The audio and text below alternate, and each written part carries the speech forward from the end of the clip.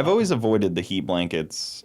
I don't know if that's good or bad. I've heard at spool time be a little faster, but then it always seemed like it kind of rusted them out a little worse. Like, especially on cast iron. Now, so if you're using an iron housing, the problem is that ductile irons transform their grain structure at 1400 degrees Fahrenheit.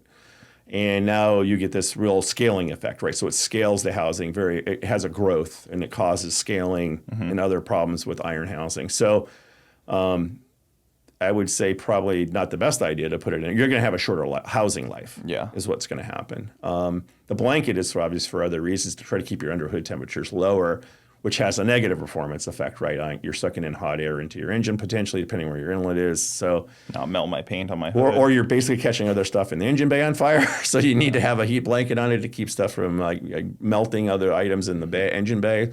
So there's pluses and minuses to heat blankets. But it just really depends on the application. So would you say a coating would be a better route? It's kind of a middle ground, right? The blankets will have significantly better reduction in heat transfer or thermal. You're blocking that. Ceramics are maybe a good middle ground between nothing and having something. So again, it cuts the hood temperature down and radiator heat down. But it's kind of not as good as the blankets would be in that respect. Yeah.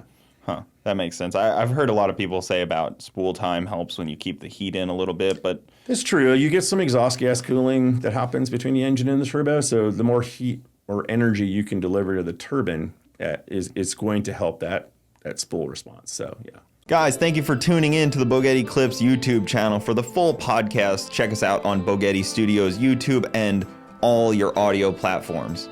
Also, hit that subscribe button to not miss out on any of the new Bogetti clips coming up.